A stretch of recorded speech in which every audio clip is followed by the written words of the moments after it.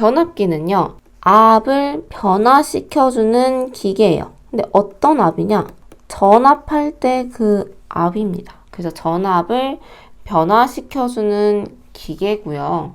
먼저 우리 전봇대에서 집으로 전압을 끌어다가 쓰죠. 기본적으로 전봇대는 22,900V의 전압이 들어오고요. 집에서는 220V의 전압을 사용합니다. 이때 여기는 고압이죠. 상대적으로 이쪽은 저압이고요. 이렇게 고압에서 저압으로 변화시켜주는 것을 강압이라고 하고요. 만약에 저압에서 고압으로 올려야 하는 경우도 있을 거예요.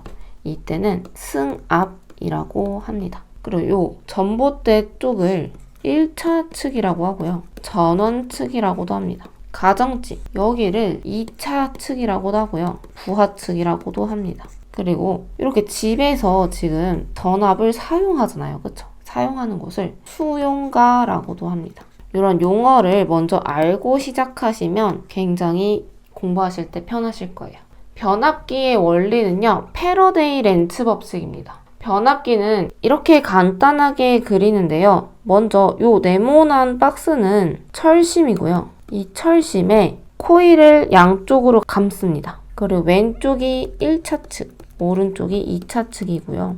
1차 측에 교류 전류를 가할 거예요. 그러면 자속이 발생하겠죠. 그럼 자속이 발생해서 2차 측의 코일에 쇄교하게 될 거고요. 그럼 이때 자속이 들어왔어. 자속에 변화가 있었죠. 그럼 어떻게 돼요? 반대 방향으로 유도 기전력이 생기게 되죠. 이때 이 생기는 유도 기전력이요. 2차 측의 감은 권수에 비례하겠죠. 왜? 요 유도 기전력식은 요거잖아요. 그래서 권수에 비례하는데요. 이 권수를 만약에 많이 감았어. 그럼 유도 기전력도 커질 거고, 조금 감았어. 그러면 유도 기전력도 작아지겠죠. 이렇게 전압을 강압하고 승합하게 됩니다. 이때 변압기 유도 기전력 이 식은 앞에서 많이 보셨을 텐데요. 식까지는 외우실 필요 없고요. 이때 자속 밀도가 유도 기전력하고 비례하고 주파수 권수와는 반비례한다. 그렇다면 이 자속은 자속 밀도 곱하기 단면적이니까 자속과 자속 밀도는 비례하죠. 그래서 자속도 자속 밀도와 똑같이 유도 기전력과는 비례하고 주파수 권수와는 반비례한다. 이런 관계까지만 알고 계시면 됩니다. 자, 그리고 권수비입니다. 권수비가 굉장히 잘 나와요. 제가 앞에서 여기 권수를 몇 번 감느냐에 따라서 강압하기도 하고 승합하기도 한다고 했어요. 내가 N1보다 N2를 많이 감으면 승합이 되겠죠? 근데 N1보다 N2를 적게 감았으면 강압이 될 거예요. 그래서 이러한 비율을 권수비라고 하고요. 이 권수비는 당연히 유도 기전력하고 비례하고, 이때 유도 기전력은 부하 측의 전압과 비례하고요. 우리 기자력 F는 할 때 NI였거든요. 그러면 1차 측의 N1, I1, 2차 측의 N2, I2 이렇게 같다고 봐도 되겠죠. 이거 정리해보면 N2분의 N1은요, I1분의 I2가 나와요. 나머지는 2차분의 1차인데요. 전류만 1차분의 2차예요. 그리고 임피던스, 저항, 인덕턴스 이런 애들은 루트의 2차분의 1차라고 기억해 주시면 됩니다. 자, 연습 문제 풀어볼게요. 1차 전압이 13,200V, 2차 전압이 110V인 변압기에 1차에 3000V의 전압을 가하면 2차 전압은 몇 V인가? 라고 했습니다. 이때 권수비는 기본적으로 N2분의 N1이지만 여기서는 사용하는 게 전압을 사용하게 됐으니까요. V2분의 V1이에요. 그럼 이때 1차 전압이 13,200이라고 했고요. 2차 전압이 110이래요. 그리고 이때 1차에 3000V의 전압을 가하면 2차는 얼마가 되냐? 라고 물었습니다. 그렇다면 여기에 3000 그리고 2 이렇게 되겠죠. 그래서 이 식을 계산하면요. 얘는 지금 1320 나누기 11 하면요. 120이 나옵니다. 그렇다면 2프라임은 120분의 3000이 될 거고요. 얘 정답은 25가 나옵니다. 그래서 정답은 1번입니다. 변압기 구조입니다. 변압기는요, 이렇게 내철형, 외철형, 권철형식형 이렇게 세 가지가 대표적으로 있고요. 저희가 기본적으로 많이 보는 거는 요 내철형이에요.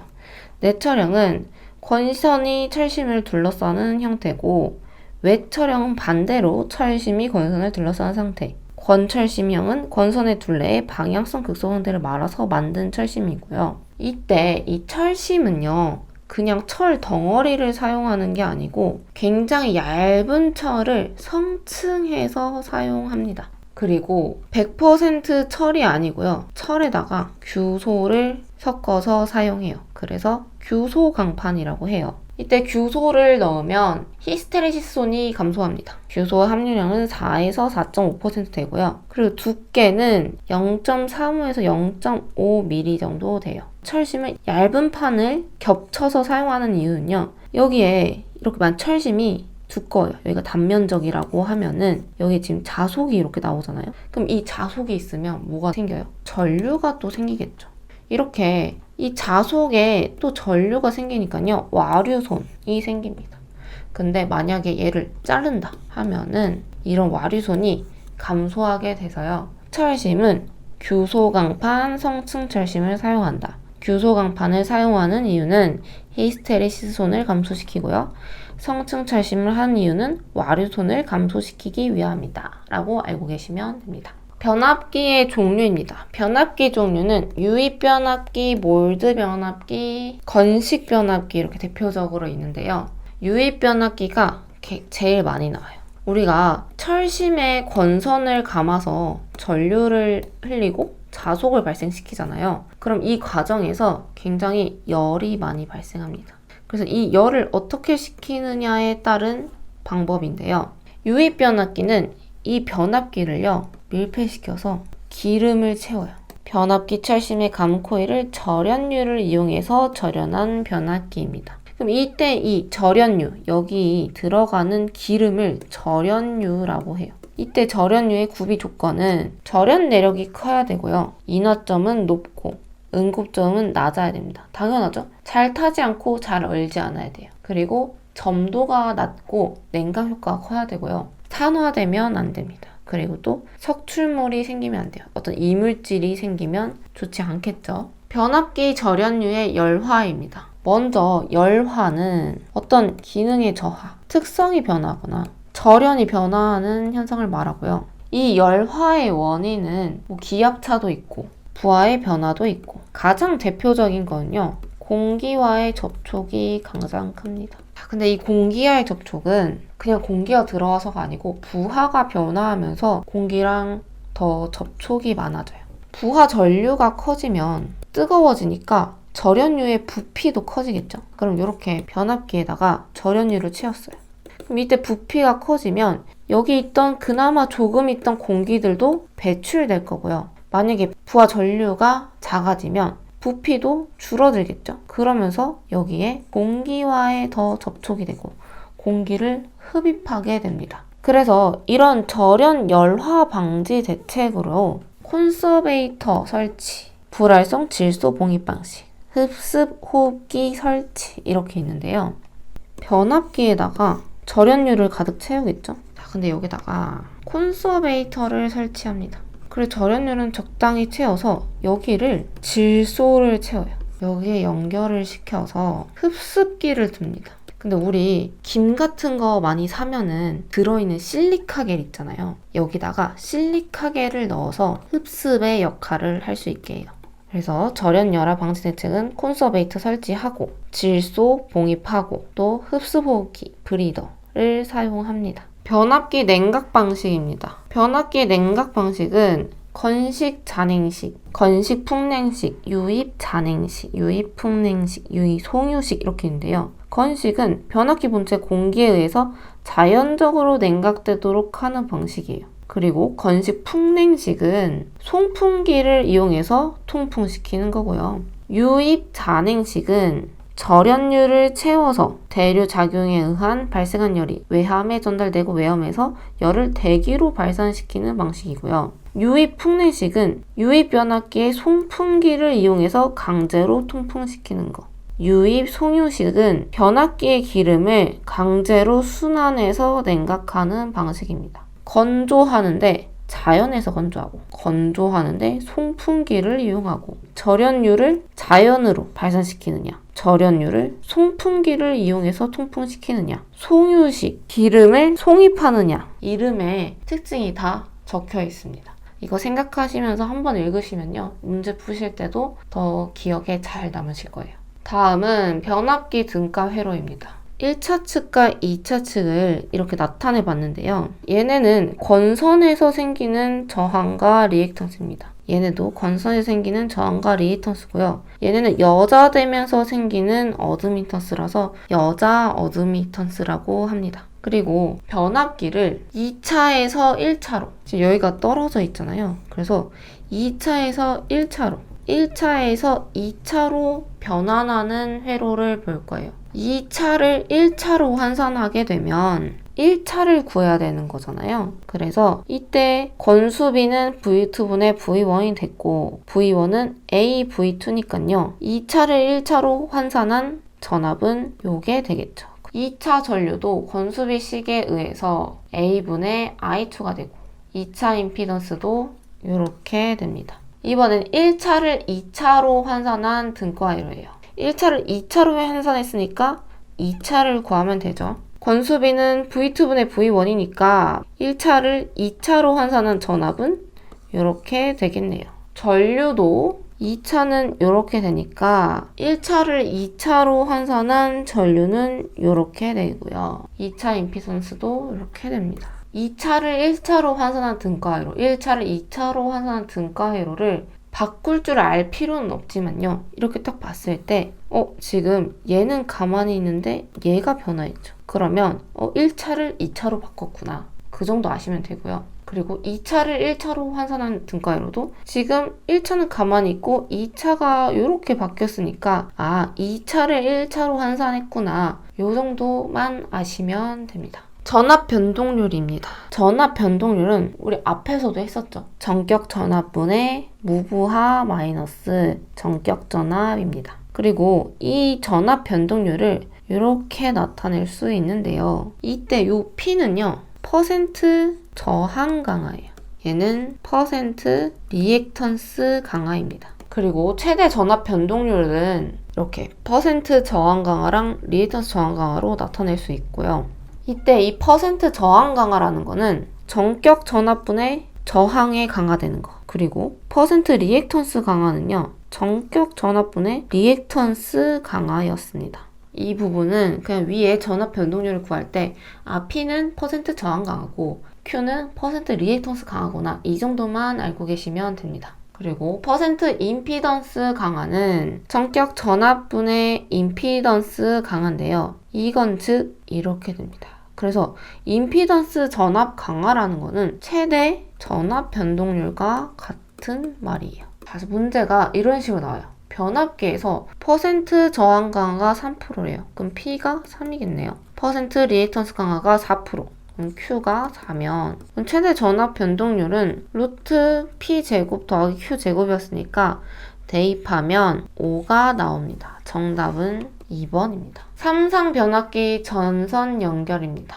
1차 측과 2차 측인데요. 여기서 Y결선은요, 이렇게 세 선이 하나로 만나는 지점이 분명히 있어요. 근데 델타 결선 같은 경우는 하나로 만나지 않아요. 뭔가 두 개씩 만나게 되겠죠? 이런 거는 델타 결선입니다. 그림을 보고 Y 델타 결선을 골라라, 델타 델타 결선을 골라라, 이런 게 나오니까요. 그림도 조금 구분하실 줄 아셨으면 좋겠습니다. 그리고 결선의 특징을 한번 보면 YY 전선 연결은요, 전압에 위상차가 없습니다. 결선이 같으니까 위상차는 없겠죠. 그리고 상전압이 상간전압의 루트 3분의 1배라서 절연이 용이하고요. 고전압에 유리합니다. 그리고 1, 2차 측 모두 중성점을 접지할 수 있어요. Y결선의 특징은 중성점을 접지할 수 있다는 게 굉장히 큰 장점이에요. 접지를 하게 되면 안정성이 올라가거든요. 그래서 이상전압 방지대칭이 용이하고 중성점 접지 시에 접지선을 통한 제3고조파에 의해 통신선에 유도장애가 발생한다. 요게 단점입니다. 그리고 보호계정기 동작이 확실하고 부하 불평형 시 중성점 전위가 변동해서 삼상전압이 불평형을 일으켜서 송배전 계통에서는 거의 사용되지 않습니다. 그리고 델타 결선은요, 1, 2차 전압에 위상차가 없어요. 이렇게 양쪽에 다 결선이 같으니까 당연히 위상차가 없겠죠. 그리고 상전압과 선전압이 같아요. 상전압이 이만큼 넣어줬으면 내가 쓸 때 이만큼을 쓸 수가 있는데 여기는 양쪽이 같아서 고압인 경우 절연이 어렵고요. 제3고조파 전류가 델타 결선 내를 순환해서 정연파 교류 전압을 유기해서 기전력의 파용이 왜곡되지 않습니다. 하지만 중성점을 접지할 수 없어서 이상전압과 지락사고에 대한 보호가 어렵고요. Y결선 같은 경우에는요. 한 선이 이렇게 끊어지면 얘를 3상으로 운전을 하기가 어렵죠. 근데 델타 결선 같은 경우에는요.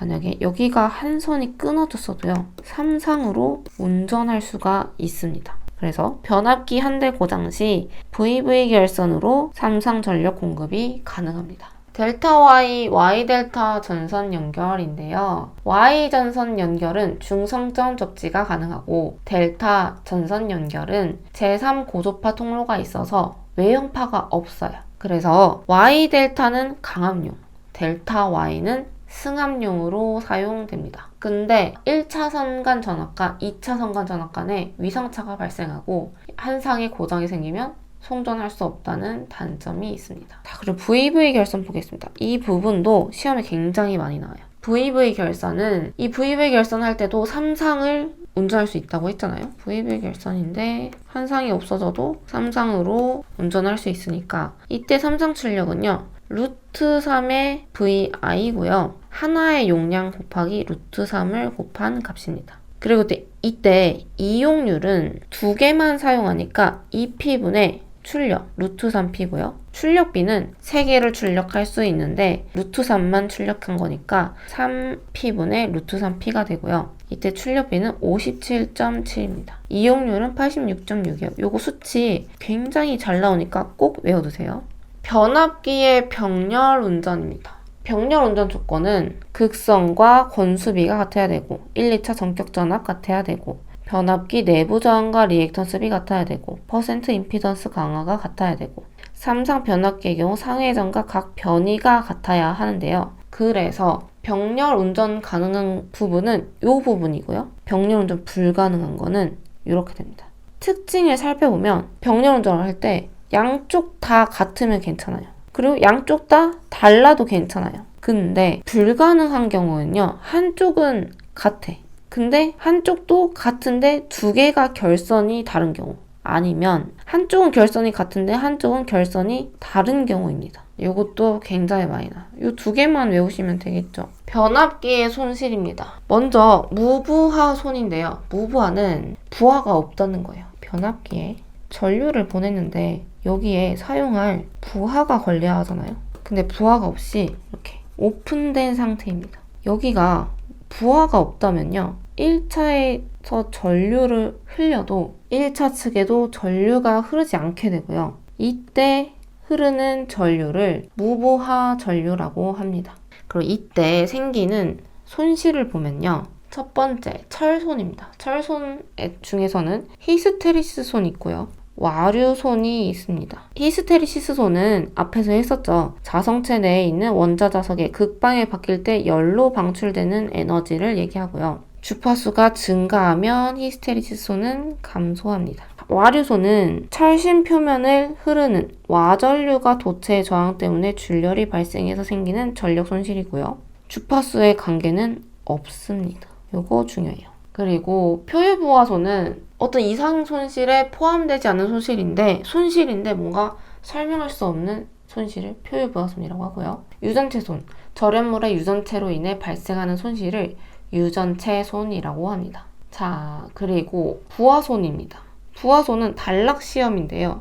단락시험은 아까는 2차 측에 부하를 두지 않았는데 이번에는 부하를 안 두고 그냥 단락시키는 경우를 단락시험이라고 합니다. 이때 변압기 2차 건선에 흐를 때 변압기에 발생하는 손실을 얘기하고요. 동손과 표유 부하손이 있는데 동손은 건선의 저항으로 발생하는 손실을 말하고 이것을 임피던스 와트라고 합니다. 문제 한번 살펴볼게요. 변압기의 전압과 파형이 일정할 때 주파수가 상승하면 변압기의 철손 변화는 어떻게 되는가? 주파수가 상승하면 히스테리시스손은 감소하겠죠. 히스테리시스 손이 감소한다는 건 철손이 감소한다는 거니까 정답은 4번 감소한다 입니다. 다음으로 변압기 보호 계정기입니다. 이 부분 굉장히 잘 나오니까 꼭 알아두세요. 변압기 보호 계정기는 먼저 전기적 보호장치랑 기계적 보호장치 두 가지가 있고요. 전기적 보호장치 중에 대표적으로 차동 계정기와 비율 차동 계정기가 있습니다. 이름이 아주 비슷하죠. 이때 차동 계정기는 고저압측에 설치한 CT는 변류기고요. 전류를 변압시켜주는 기계예요. 변압기랑 비슷합니다. 이 변류기 2차 측의 전류차에 의해서 계정기가 동작하는 방식이고 내부 고장 보호에 사용됩니다. 차동 계정기나 비율 차동기나 원리나 목적은 비슷해요. 근데 이 계정기 안에 동작 코일과 억제 코일이 있거든요.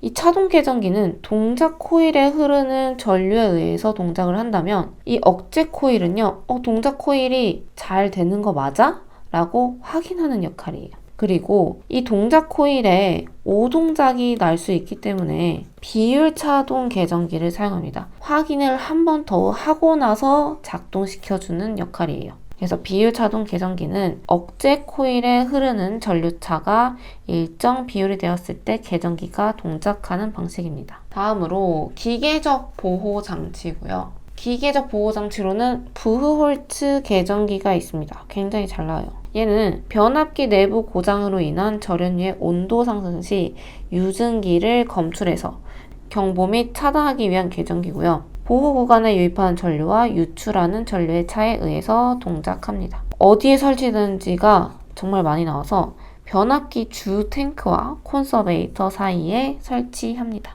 다음으로 계기용 변성기입니다. 계기용 변성기는 계기용 변압기가 계기용 변류기가 있는데요. 얘네 역할은 뭐냐면 계기용 변압기는요, 교류 전압의 측정 범위를 확대하기 위해서, 계기용 변류기는 교류 전류의 측정 범위를 확대하기 위해서 사용합니다. 그래서 요 교류 전압을, 교류 전류를 측정하기 위해서 계기용 변압기는 고전압을 전전압으로 변성하고요. 계기용 변류기는 대전류를 소전류로 변성합니다. 그리고 계기용 변성기는 PT라고 하고요. 계기용 변류기는 CT라고 합니다. 그리고 계기용 변류기는요, CT 점검 시 주의사항이 있어요. 얘는 2차 측을 절연보하기 위해서 반드시 2차 측을 단락시킨 후에 분리하셔야 합니다. 2차 측을 개방하면 1차 측에 흐르는 부하전류가 모두 여자전류가 되어서 2차 측에 고전압이 유기됩니다. 그래서 CT 권선의 소소 및 절연 파괴 우려가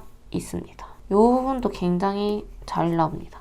변압기 시험입니다. 우리 앞에서 했었죠? 앞에서 무부하손과 부하손 할 때 무부하 시험하고 단락 시험한다 라고 했었는데, 무부하 시험이 요 개방 시험입니다. 여기 부하 없이 개방 회로로 둔 것을 개방 회로 시험이라고 하고요. 단락시킨 것을 단락 시험이라고 합니다. 그래서 개방 회로 시험으로 얻을 수 있는 것은 무부하 전류, 히스테리시스손, 와류손, 여자 어드미턴스, 철손 이런 게 있고요. 단락 회로 시험은 동손 임피던스 와트, 전압 이렇게 있습니다. 효율입니다. 이때 효율은 전부하시 효율하고 n분의 1 부하시 효율인데요. 이건 무엇을 의미하냐면 전부하, 부하를 모두 연결했다는 거예요. 내가 버틸 수 있는 만큼. 내가 만약에 1000W까지 쓸 수 있어요. 그럼 1000W의 부하를 다 연결을 한 거고요. 이거 다 안 쓰고 한 500 정도만 할래. 그러면 1000분의 500이죠. 그래서 2분의 1 부하만 연결됐다 라고 합니다. 그래서 전부하는 출력 더하기 전체 손실분의 출력이고요. n분의 1 부하 같은 경우에는 여기에 n분의 1을 붙이는데요. 이때 철소는 그만두고 동손에만 영향이 있습니다. 근데 동손은 제곱이에요. n분의 1의 제곱 매식이 되고요. 이때 최대 효율 조건은 전부하 시에는 철손과 동손이 같을 텐데 n분의 1 부하 시에는 얘네 둘이 같을 때라서요. 식이 이렇게 나옵니다.